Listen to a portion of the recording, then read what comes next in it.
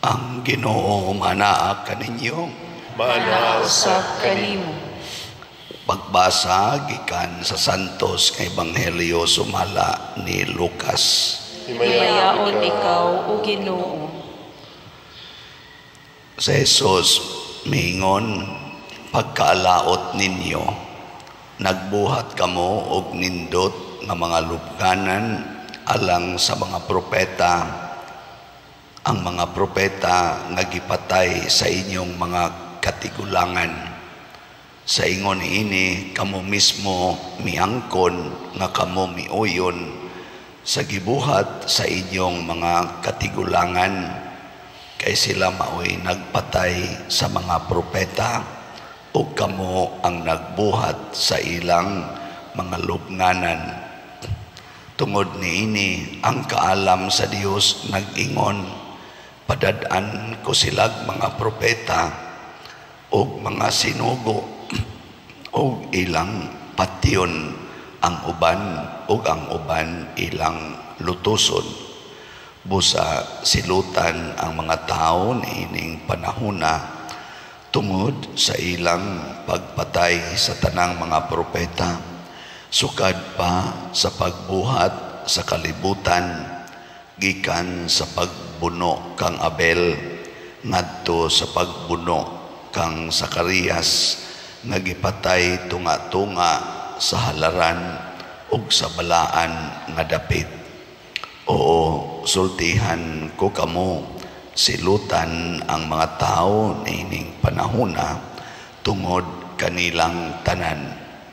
Pagkalaot ninyong mga magtutudlo sa balaod, gitipigan ninyo ang yawi nga maoy moabli sa pultahan sa balay sa kahibalo, apan kamo mismo dili mosulod o gisanta ninyo ang buot mosulod niini. Sa pagbiya ni Jesus ni adtong dapita, gisaway siya pag-ayo sa mga magtutudlo sa balaod ug sa mga Pariseo, ug nangutana sila kaniya mahitungod sa daghang mga butang. Gisulayan nila siya paglitag aron hisakpan siya nga nasayop sa iyang gisulti. Ang Ebanghelyo sa Ginoo. Daygon ikaw o Kristo.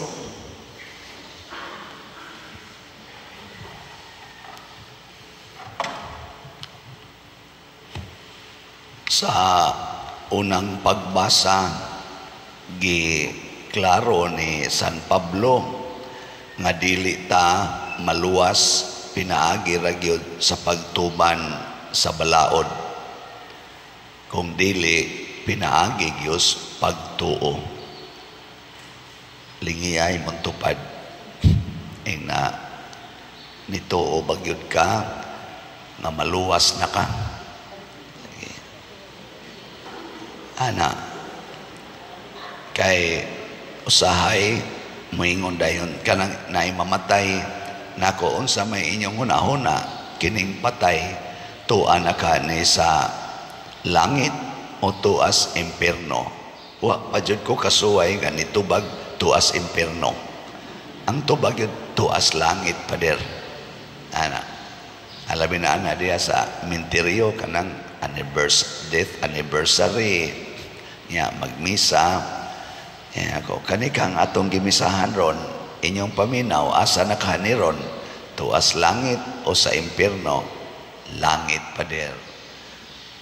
Ana ya inig pangutana nganong langit man buutan man ni siya pader, di man gini siya magbinuang ya kusog man ni kay siyang musimba. Ang pangutana, mituo ba siya ni Kristo isip manluluwas? Kay kita ra ba ang atong pagtuo nga kita maoy manluluwas? Kusog kay taana mo na paningkamot gyud, halag gyud paningkamot kay kita lagi mo'y makaluwas. Unsaon na lang padir og dili ko katrabaho. Amo na daghan kay diri magpatabang padir tabangi kog ampo nga makatrabaho ko, kay kundi ko katrabaho patay gid mi anis gutom. Nga nana ba, di ba? Murag mga manluluwas, ambot ka ang mga kandidato karos barangay, sugod na ba sila kumpanya, di ba ka sila magsigig pasalig, ako'y muluwas ninyo, kanidinhim ako ning luwason, kinib ako ning luwason. Hilas-hilas lang mo. No, kusog kay tana. Matod pa ni San Pablo, kitang tanan wa gyoy angay ikapagarbo. Kanira baron pangumpanya, kusog sa kay mo pagarbo, ako'y nakapahimo anak, ako'y nakapahimo, ako'y nakapahimo anak. Ang pare sad moingon sad, ako'y nakatukod ani, tungod din ako na ani. Wa tay angay pasigarbo, matod pa ni San Pablo. Nga naman, pulos ta nakasala. Kanang sala, mga igsoon, mao ginay mo banlod nato ngadtos kalautan. Nya kini sang atong kinabuhi, dali ra kay ning batawag to huyang kayo. Kanilang akong tingog, awa. Gahapon kusog-kusog ginin tingog, awa. Pagkayo ni siya mapagaw, hibong lang ko pagkahapon na aksyon na mag-struggle akong tutunlan. Nagmisa ko, struggle naman. Wa baka ni maamong sa akong pag-blessing sa mga kandidato gabi. Kusog-kusog po man to gabi. Wa baka to'y akong giblessingan at to'y yawanon kaayo. Yan isod ka ring yawa ba. Ubay-ubay magiging sila din nagpa-blessing. Lipay sa kay ko, pero kusog pa man to akong tingog ato. Blessing ko. Pag human, meeting ko sa mga contractors anang atong kumbinto diha kay ga-align sa trabaho. Nag-anam na magkawa akong tingog. Pero basin sa dito tos mga contractors, mga buangon siguro to contractors, tabok na rin ang ilang iyawa. Ang ako lang bot, ipasabot ba nga kining atong lawas, dali ra kaini nga mamatay, dali ra ning mawa, huyang kayo ta, mapando lang ta, nya madus mo, parok imong wala dako na kay nagkausaban sa imong kinabuhi. Munang dili kita manluluwas. Ang manluluwas maura gyud si Kristo. Muna adto ta motuos Ginoo. Pasabot nga wa tay buhaton nga dili nato ihalad sa Ginoo. Diri sa atong ebanghelyo niingon si Kristo nga silutan gyud mo tungod sa inyong mga kaliwat nga mipatay sa mga propeta. Nya kamoy naghimog mga nindot nga lubnganan. Tuan na dito sa Jerusalem kanang magdulhog na tapadong adto sa kanang ilang gitawag og katubitang giagian ni Kristo pag suod niya sa Jerusalem katong kanang binditas lukay nga magsigig warawara nga man na dihay daan pag adto na mo dapit diri sa tuo mating ito daghan kay mga lubong ba mao kuno toy mga lubong sa mga propeta didto tingay ito si Jesus nagtan-aw sa na inyong gipanghimuag lubong panahon pa tong Jesus mga 2,000 years nindot ba ya sa tanawon. Pero gisawa ito ni Jesus. Ingos Jesus, kamo mo'y gahimos mga nindot nga lubong o niya ang inyong mga katigulangan mao'y nagpatay sa mga propeta nga inyong gikunuhay gihimu-himuag lubong dili na mo'y makaluwas kung dili ang pagtuo sa gisultis mga propeta. Unsa may gisultis mga propeta? Unsa may gisulti ni San Vicente Ferrer, unsa may gisulti ni Jesus, unsa man biyai ang inyong mga sala paghinulsol dili na mawa pinaagig kwarta, di na mawa pinaagig pagdaog sa eleksyon, dili na mawa pinaagi og achievements, paghinulsol. Unya unsa may resulta kung maghinulsulta? Unsa may resulta? Mahimot ang mga manluluwas kauban sa kaluwasan or tigdala sa kaluwasan gikan sa Ginoo. Muna pag hinulsol ni San Agustin sa iyang kabuang suna, nahimo na siyang buutan, nagdaan na siyang kaluwasan sa kalibutan.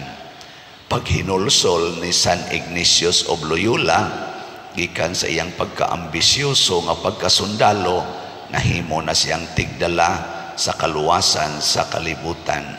Hangtod karon, pag hinulsol ni San Pablo gikan sa iyang pagkamanlulutos, hinulsol siya siyang sala, nahimo na sad siyang agianan sa grasya. Sige, lingay mong tupad ing unsay imong angay hinulsulan. Kaya basig wa na siya kibaw.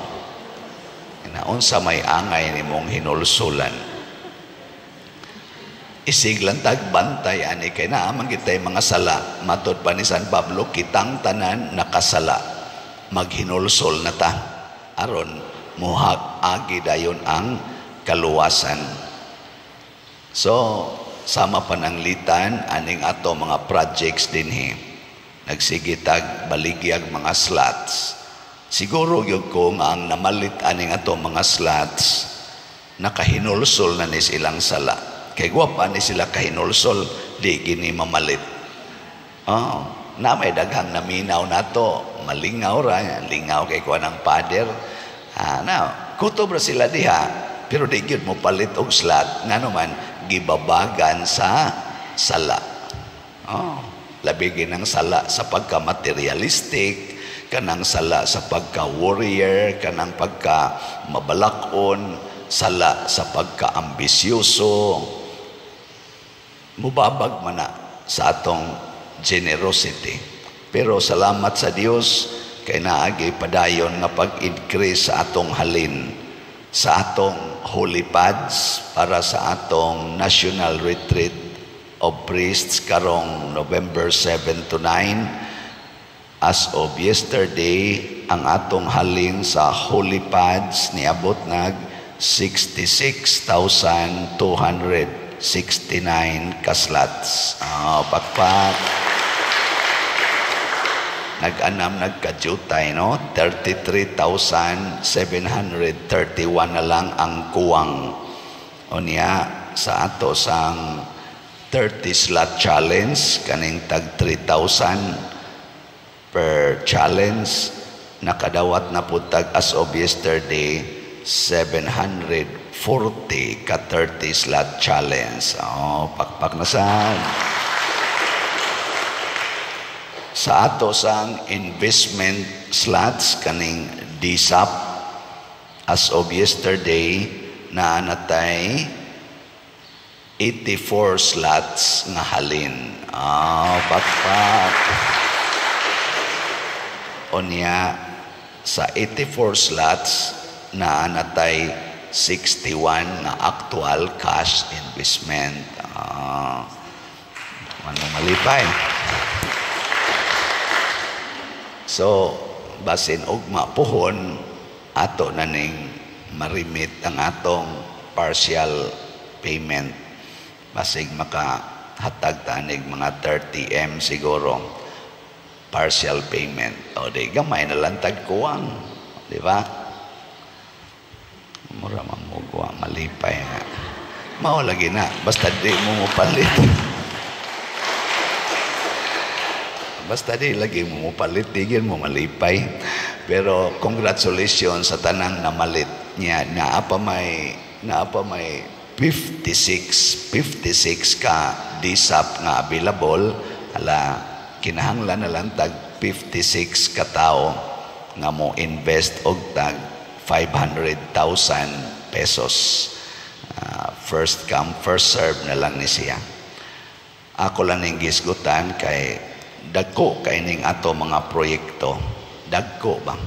Makaingon ta nga murag imposible matingali ng mabuhat, pero kay Ginoo may gasugo I believe nga gisugo ra jud tas Ginoo ani ato ning buhaton kay ang tumong alang mas kaayuhan sa katilingban, dili kaayuhan sa particular person, kung dili para gyud sa atong parokya, para sa archdiocese, para sa ato dinhing mga katilingban.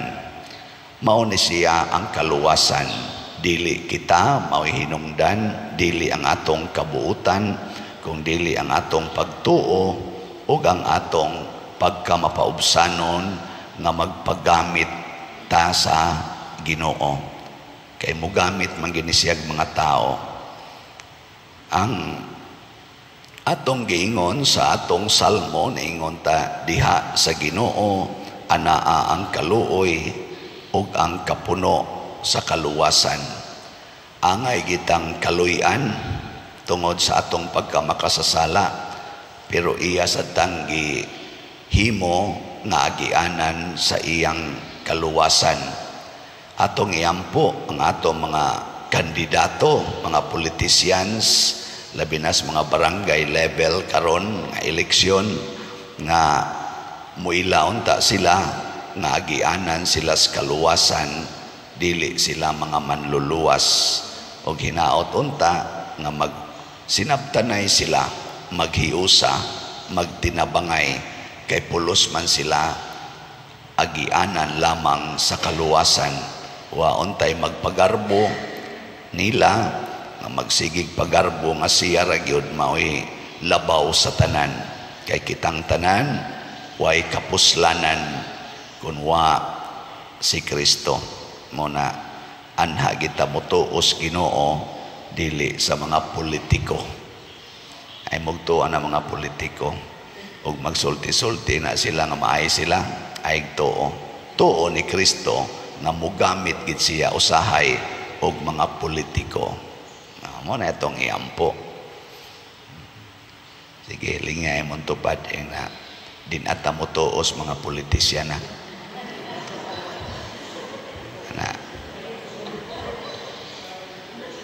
Pero atong tuuhan na sila gamiton sa Ginoo. Adto ta mo tuos Ginoo, dili nila. Pero mo tuo ta, gamiton sila sa Ginoo. Mo na'y atong himuon. Sige, manin.